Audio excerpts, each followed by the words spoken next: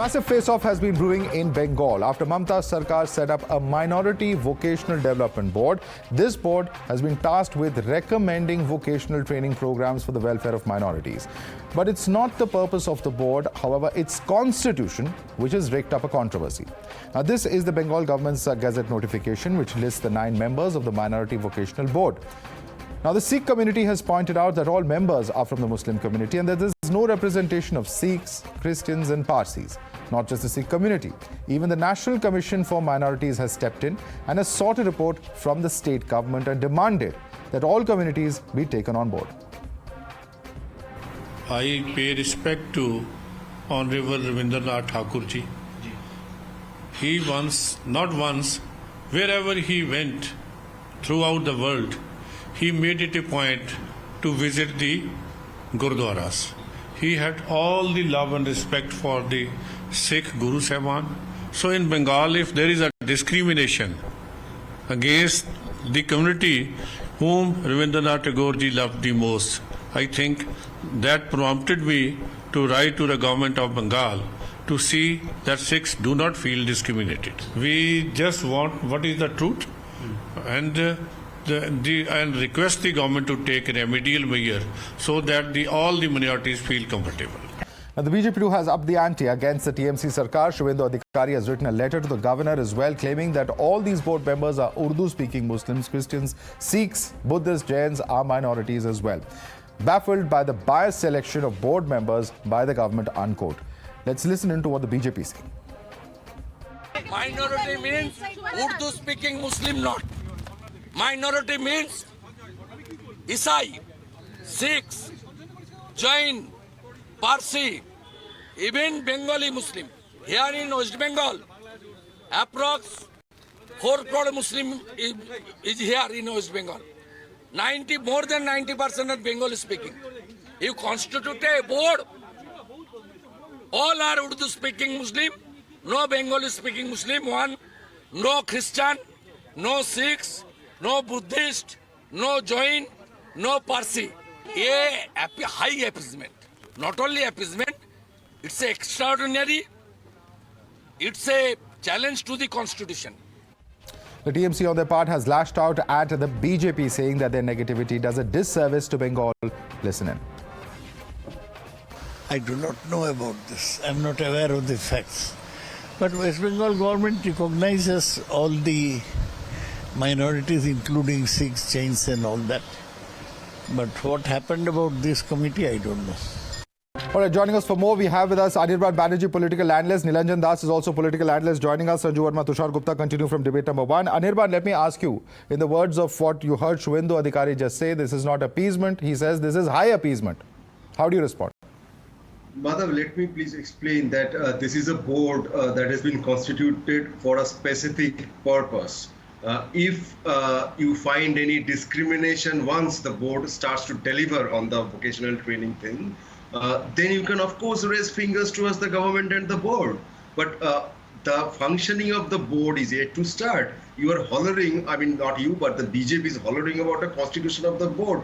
Please let them start to function. If there is any discrimination based on religion, language, etc., once they start to deliver, you ask the questions, you raise your fingers towards the government. What are you raising your fingers Anirban, right the point being for? made here, one second, if I can just come in, the point being made here by the BJP is that when you have a minority panel, why is it that only minority panel members are of one religion? There are Sikhs, there are Christians, there are Parsis, there are Jains, there are Buddhists. Surely other communities and persuasions and faiths could have also been better represented. Do you agree? Sir, when a board is being constituted for a specific purpose, it could also have been people, say, for example, all from Hindu religion.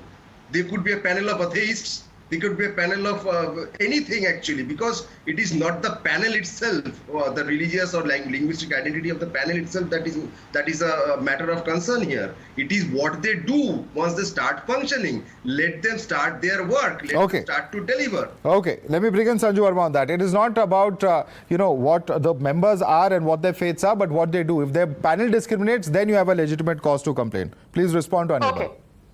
Madhav, I was looking at some data before I came on your show, and I was appalled to know that the Muslim population in Bengal in 1951 was about 39 lakhs. Today in Bengal, it is something like 2.6 crore. The overall population of West Bengal, as per the last census, is 9 crore, which means that the Muslim population is 28.8. Basically, 29% of the total population. Hindu population is 70% of the total population. So 99% is made of Hindus and Muslims. So Muslims are first and foremost not a minority in Bengal anymore. They are the second largest majority.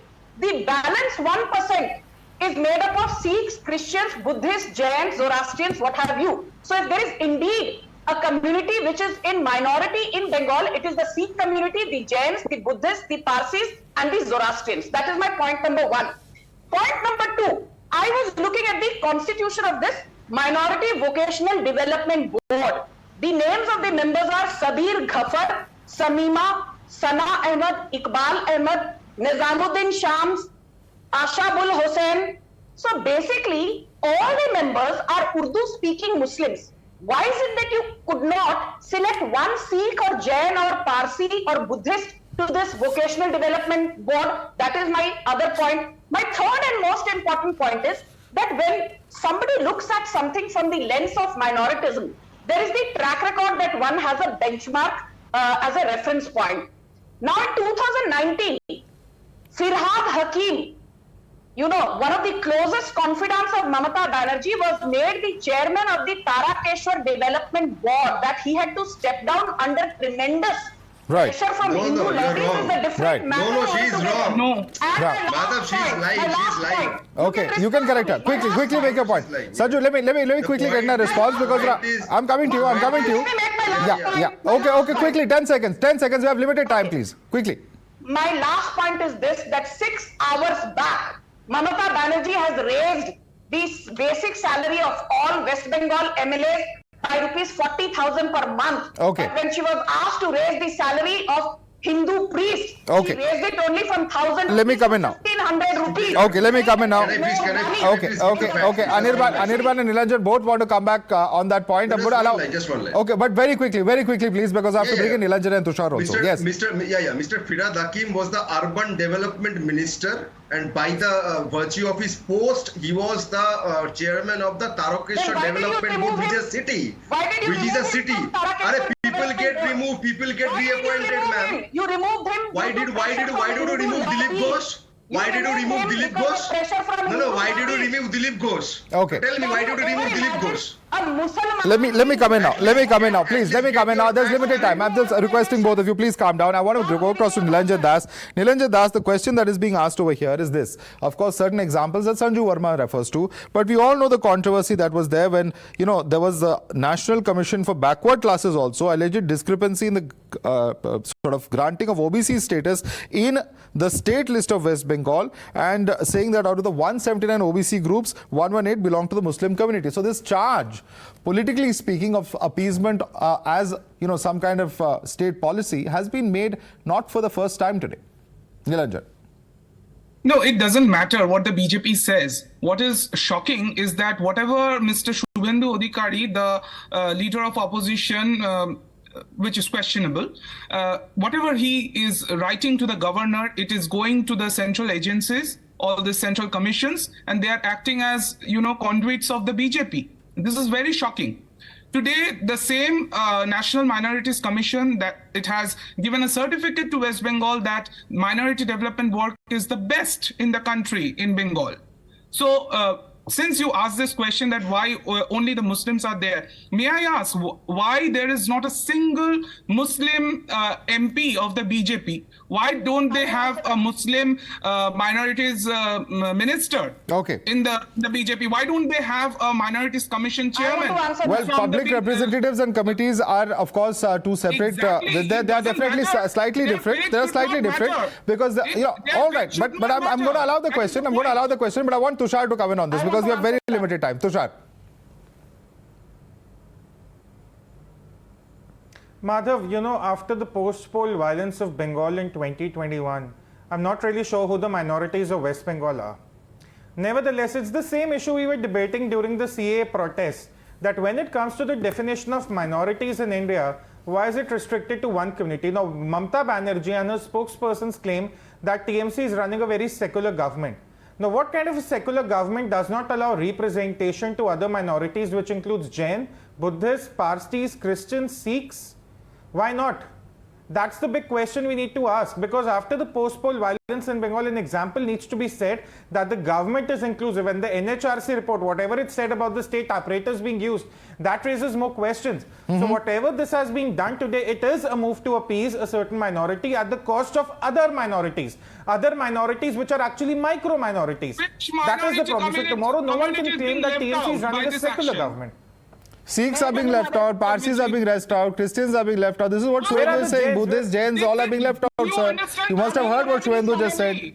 It is for a vocational training of all minority students. Yes, so they can better provide for their community, don't you think? Do you think Sikhs are not allowed for this vocational training? Do you think Parsis are not allowed for So why don't you allow them in the panel? That's the simple question they're Where asking. is the representation? They're asking you, why didn't you allow them in the panel? He spoke about BJP, I need to come in. He spoke about BJP, I need to come in. Okay, respond to him. He says you are not representing Muslims in your elected representatives. Please respond to him.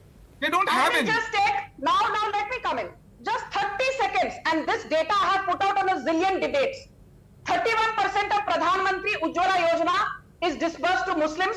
33% of Pradhan Mantri Kisan Yojana to Muslims. 36% of Pradhan Mantri Fasal He asked you about, he asked about your MP's MLAs. Pradhan Mantri Mudra Madam, he Yojana asked to about your Muslims. MP's MLAs, not your Jumlas. 38% of Pradhan Mantri Awas No, Yojana where are to the Muslims. Muslim representatives Mamata in your Banerjee MP is scared seats? to even put a tilak. Where is the Muslim Mamata representation in Banerjee your is MP scared to seats? even put a tilak.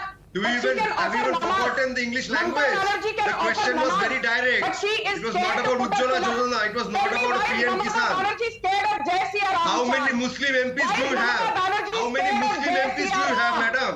Madam, How many Muslim MPs do you have? That is the single question. All right. Completely out of time. Sanju Verma, Anirban Banerjee have to intervene there. Tushar Gupta, Nilanjan Das, like to thank you as well for joining us. Of course, you heard the debate. Both sides, of course, have made their points. What will the West Bengal government now do after the National Commission for Minorities has asked for better representation? That's a question that we'll have to wait for the next few days to look at the outcome of. Thanks so much for joining us this evening on the News Hour Agenda.